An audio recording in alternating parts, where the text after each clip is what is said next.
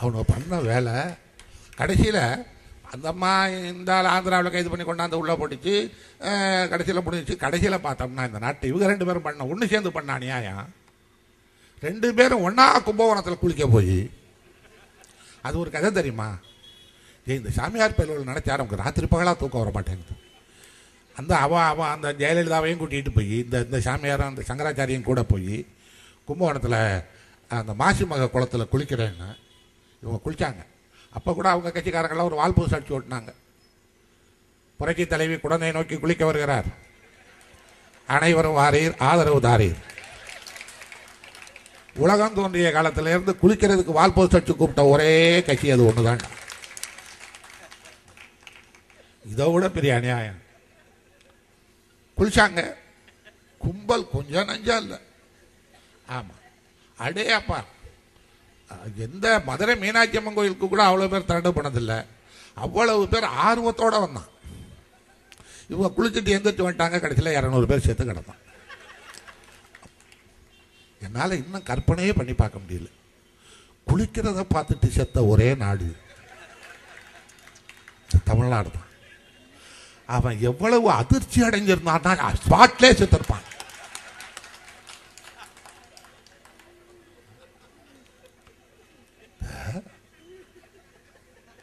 இப்போ என்னால் கற்பனை கூட பண்ண முடியல. அப்புறம் திருச்சிக்கு பக்கத்தில் ஒரு சாமியார் வந்தான், பிரேமானந்தா அப்படின்னு. அப்போ தான் இந்த அம்மா ஜெயலலிதா அந்த சாமியாரை பார்க்க தோழியை கூட்டிகிட்டு போச்சு. என்னடா இவ்வளவு தடப்படலாம் போகிறாங்களேன்ட்டு இப்போ கூட போச்சு. காலஸ்தீன் ஒரு ஊருக்கு போச்சு. அவன் கோயிலை காணான்னு தேடிக்கிட்டு இருக்கான்.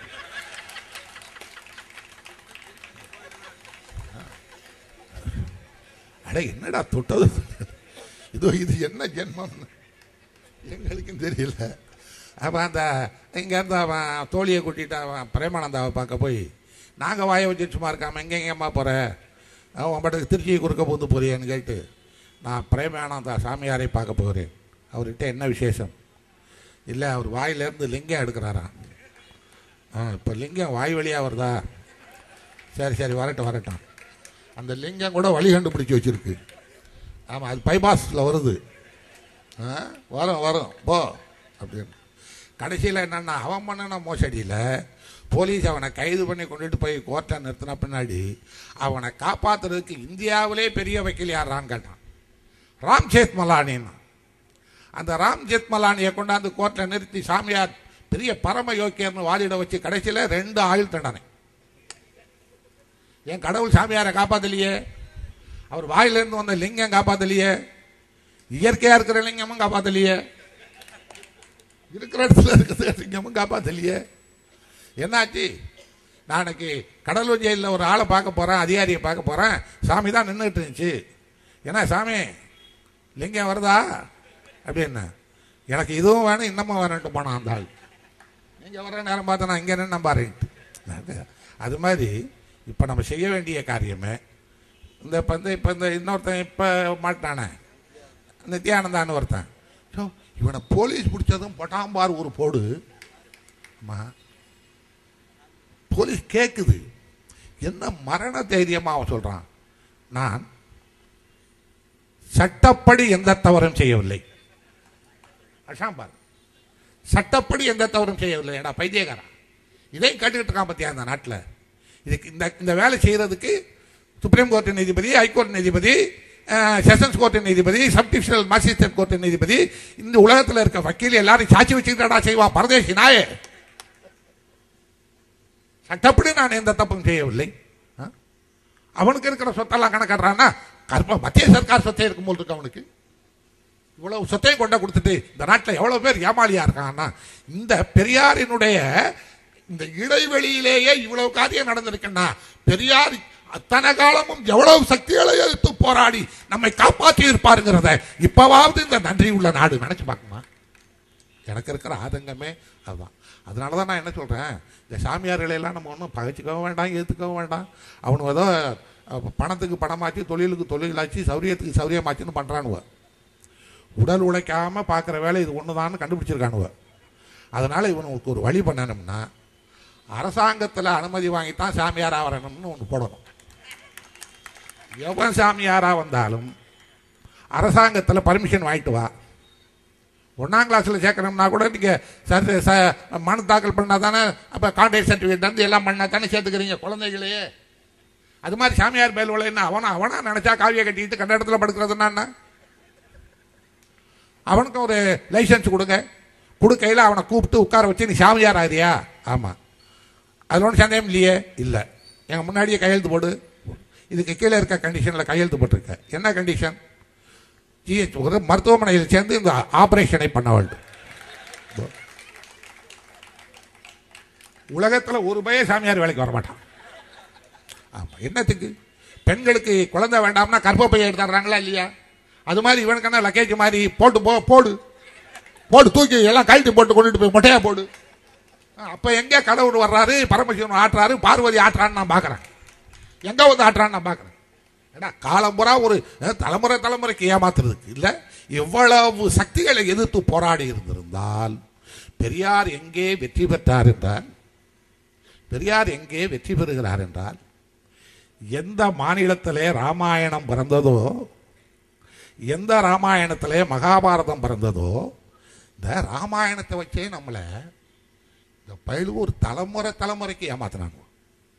ஆமாம். பெரியார் இருக்கையில் அது 4 ரோட்டில் சேலத்தில் போட்டு செருப்பாலே அடிச்சார். அப்போ இந்த பாக்கியிருந்த சாமியாரெல்லாம் வாயை மூடிக்கிட்டான். ஒரு பயம் வாயை திறக்கலை. ஆனால் எங்கள் கலைஞர் இந்த இலங்கைக்கும் இந்த இதுக்கு சேசம்சம் திட்டம் கொண்டு வந்தார் இல்லையா? அப்போ அது ராமர் கீழே இருக்காரு, பாலம் கட்டாருன்னு கிளப்பி விட்டாங்க.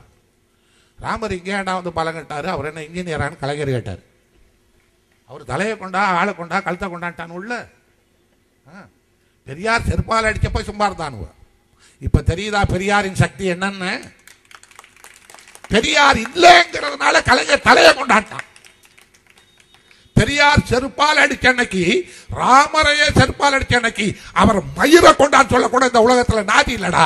தெரியுதா? இப்ப தெரியுதா சக்தி என்னன்னு, அவருடைய வலிமை என்னன்னு? இவ்வளவு அயோக்கியத்தனத்தை பண்ணிட்டு இன்னைக்கு அவர் பெரியாரினுடைய விலை மதிக்க முடியாத சாதனை என்னன்னா, நான் நினைச்சு பூரிச்சு போறது என்னன்னா, எந்த நேருவினுடைய மாநிலம் உத்தரப்பிரதேசமோ, எந்த வாஜ்பாய் பிறந்த மாநிலம், உயர்ந்த பிராமணன் எல்லாம் பிறந்த மாநிலம் உத்தரப்பிரதேசமோ, எந்த வேதத்தை கொண்டு வந்த மாநிலம் உத்தரப்பிரதேசமோ, எந்த ராமாயண மகாபாரதங்களை கண்டுபிடித்த மாநிலம் உத்தரப்பிரதேசமோ, அந்த உத்தரப்பிரதேசத்தில் அத்தனை மந்திரங்களையும் மாயங்களையும் மூட நம்பிக்கைகளை அடித்து நொறுக்கி தவிடுபடியாக்கி ஒரு தாழ்த்தப்பட்ட பெண்மணியை அடங்கே முதலமைச்சராக வர முடிந்தது என்றால் பெரியாரின் கொள்கை உத்தரப்பிரதேசத்தை தாண்டியது. ஆட்சி நொறுக்கிட்டமா இல்லையா? ஆட்சியை பத்தி கேட்காத, அதை அவங்க நடத்துறாங்க. நான் சொல்றது ஒரு தாழ்த்தப்பட்டவர் அங்க வந்து உட்கார்ந்தா இல்லையா? பிராமணர்களின் குகை நாதன் ஏதோ உத்தரப்பிரதேசத்தை. இப்ப பெரியார் எந்த இனத்துக்கு போராடினாரோ அந்த இனம் உத்தரப்பிரதேசத்தை கைப்பற்றியது என்பதுதான் இந்தியாவின் தலைநகரத்தை கைப்பற்றியதுக்கு சமமான அந்த வலிமை பெரியார் கொள்கை பெற்றது. அப்பொழுதுதான் இந்த மாயாவதி எப்படிமா நீங்க முதலமைச்சராக வந்தீங்க என்னப்ப அந்த அம்மா ரொம்ப ஈஸியாக ஒன்று சொன்னிச்சு. நான் என்ன பண்ணேன், இந்த பக்கத்தில் பெரியார் படமும் இந்த பக்கத்தில் அம்பேத்கர் படத்தையும் குத்திட்டு ஓட்டு கேட்டேன். அந்த கொள்கை தான் என்னை இந்த நாற்காலியில் அமர வைத்தது உத்தரப்பிரதேசத்தில். இப்போ கூட பெரியார் கொள்கை எங்கே ஜெயிச்சிருக்கு தெரியுமா? இப்போ இந்த சுப்ரீம் கோர்ட்டு கட்டின காலத்திலேருந்து பார்ப்பான் தான் இருந்தான். நீங்கள் பெரியார் நான் இல்லாத காலத்திலேயும் என் கொள்கை வெற்றி பெற்றது என்றால்தான் அது எனக்கு பெருமைன்னு சொன்னார். இப்போ நீங்கள் பாருங்கள், இந்த நாட்டில் அவ்வளவு பிராமண ஆதிக்கத்தையும் தகர்த்தறிந்து அவன் எந்த மாநிலத்தில் பிறந்தவனாக இருந்தாலும் பரவாயில்லை, ஒரு தாழ்த்தப்பட்டவர் சுப்ரீம் கோர்ட் தலைமை நீதிபதியாக வந்தான் என்கிற வரலாறை வீரமணி காலத்திலே பார்த்து விட்டோமே, அதை விட இந்த உலகத்தில் எங்களுக்கு என்ன பெருமை வேண்டும்? அதே நீதிபதியை கொண்டு வந்து சென்னை ஹைகோர்ட்டிலே உட்கார வைத்து அம்பேத்கர் சிலை இதே வீரமணி வாழுகிற காலத்திலேயே கலைஞர் காலத்திலேயே திறந்து விட்டோமே, இதை விட எங்களுக்கு என்ன பெருமை வேண்டும்?